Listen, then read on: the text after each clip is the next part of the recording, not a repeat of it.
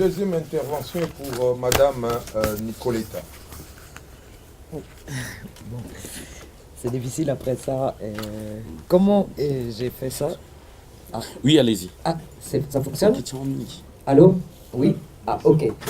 Et bon, on m'a demandé effectivement de parler de RDC et CPI, donc la Cour pénale internationale. Ça s'entend? Oui, je ne sais pas. D'abord, je voulais vraiment parler de la difficulté de parler des droits de l'homme. Et j'aimerais bien citer un exemple d'un journaliste qui s'appelle Anjan Sundaram. C'est un monsieur qui a étudié à Yale University, mais après il a décidé de s'occuper des guerres du Congo et du Rwanda.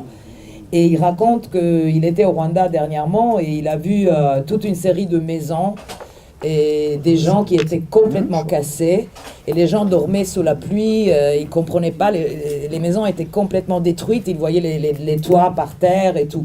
Et il va vers ces gens-là et il leur dit, mais qui a fait ça? Est-ce que c'était le gouvernement? Est-ce que c'était l'armée rwandaise qui a fait ça? Et les gens ont répondu, c'est nous-mêmes. Nous-mêmes, on a cassé nos maisons. Et il dit, mais pourquoi? Parce que Kagame nous a dit de faire ça, les maisons sont primitives, selon lui. Donc ces gens-là sont en train de mourir sous la pluie avec le paludisme, etc., parce que Kagame leur a dit que leurs maisons sont primitives.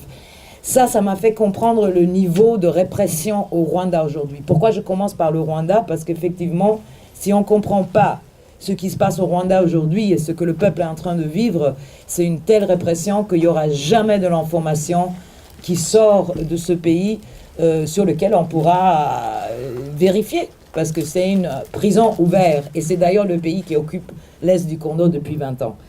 Et ce monsieur a écrit un livre, voilà, Bad News, ça s'appelle, où il raconte que dans les derniers ans, depuis que Kagame est au pouvoir, il y a 60 journalistes qui sont soit tués, soit en exil, soit torturés. Et donc ça veut dire un journaliste chaque 4 mois, depuis que Kagame est au pouvoir. Donc, une grande difficulté de parler des droits de l'homme. Par exemple, il y a un autre jeune, il s'appelle Juan Branco. Il a fait un gros travail sur le premier cas de la CPI d'un Congolais, Germain Katanga. Je ne sais pas si vous avez entendu parler du cas Germain Katanga. Voilà. Et lui, il raconte dans son livre L'Ordre du Monde qu'il est dans l'Est du Congo, il voit un journaliste arriver. Le journaliste reste quelques heures, paf, il repart. Et le jour suivant, le papier sort dans les journaux et c'est tout faux. Il s'était trompé de qui avait attaqué qui, etc. Donc, Branco même dit que les preuves à la CPI contre Germain Katanga se sont basées seulement sur un rapport de Human Rights Watch qui reprend un seul rapport des Nations Unies d'une personne qui était quelques heures dans le village de Bogoro, donc la région pour laquelle, l'incident pour lequel Germain Katanga est attaqué. Donc, il n'y a aucune évidence. D'ailleurs, une autre anecdote que moi je trouve effrayante, c'est que on parle toujours du lion, le lion de Katanga pour Germain Katanga. Mais on ne dit pas que ce nom lui a été donné effectivement quand il est né par ses parents, parce que c'était le nom de son grand-père.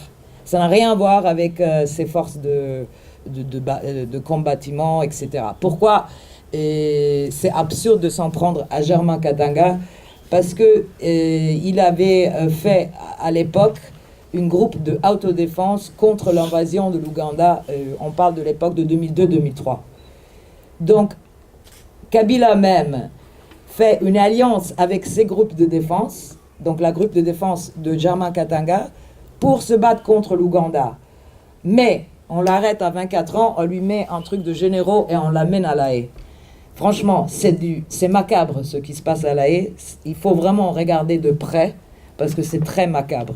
Ce monsieur, il s'est battu contre une invasion de la frontière soutenue par son propre gouvernement, mais on l'arrête pour crime, pour milice, on ne comprend pas. Donc, et d'ailleurs, on dit souvent que c'est Kabila qui a ouvert les cas congolais à la CPI, mais ça aussi c'est faux, parce qu'il faut savoir qu'on peut ouvrir un cas, c'est soit le procureur, soit le pays, soit le Conseil de sécurité des Nations Unies. Et dans le cas du Congo, c'était le procureur qui a dit, voilà, Kabila, soit tu ouvres un procès, soit c'est moi qui va le faire. Donc, il faut que tu amènes quelqu'un là-bas, parce que sinon, c'est moi-même qui va le... Donc, c'est jamais un pays qui lui-même décide librement d'amener quelqu'un à la CPI. Ce premier cas, ce jeune, il raconte un peu son... C'est un livre très intéressant à lire, ça s'appelle De l'affaire Germain Katanga au contrat social. C'est une thèse universitaire de 600 pages qui analyse vraiment bien qui est ce monsieur. Parce que le grand problème de la CPI, c'est que souvent, on arrête des gens et on dit toujours, on s'en prenne aux Africains, mais on ne pose pas la question à quel Africain et pour quelle guerre. Parce qu'on parle jamais des guerres. Et la chose la plus grave, c'est que ce conflit-là est encore défini par la CPI comme un conflit ethnique. Alors ça, pour moi, c'est raciste. Excusez-moi, mais la Cour pénale de justice a condamné l'Ouganda en 2008 pour 10 milliards, a payé à la RDC pour une occupation, mais la CPI continue à parler de guerre ethnique. Alors si on s'arrête là, c'est absolument pas là. On dit que c'est une guerre nationale, ethnique, locale, etc. C'est grave tout ça parce qu'on cherche de blanchir le Rwanda.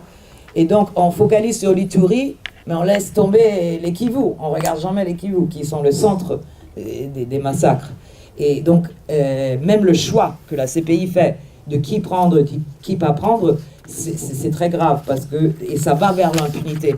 Parce qu'on prend par exemple le cas de Taganda, qui est peut-être le seul rebelle vraiment arrêté à la CPI, dans le sens, un vrai rebelle qui a fait 20 ans de guerre, qui a fait toutes les guerres pour le Rwanda, depuis le AFDLL jusqu'au M23.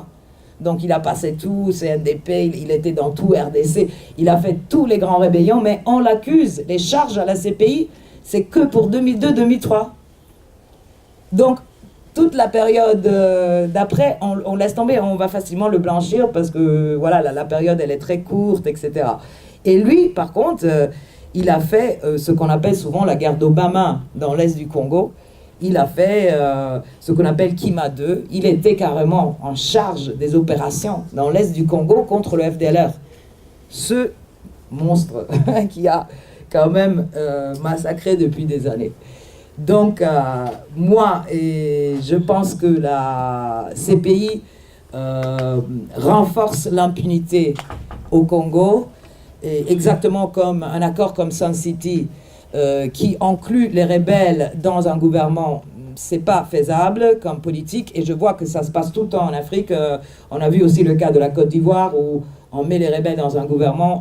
C'est déjà peut-être le premier point des choses qu'il faudrait jamais vraiment accepter, parce qu'après on se retrouve. Obama avait fait comme sénateur, Obama en 2008, comme sénateur, il avait passé une loi sur le Congo en disant que s'il y a une multinationale qui travaille là-bas quand il y a la guerre, on va les sanctionner. Ça, c'est une loi de Obama avant qu'il est arrivé au pouvoir.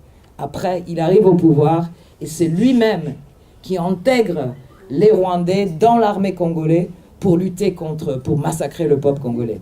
Donc une grande impunité du point de vue des droits de l'homme que je pense est renforcée par la CPI.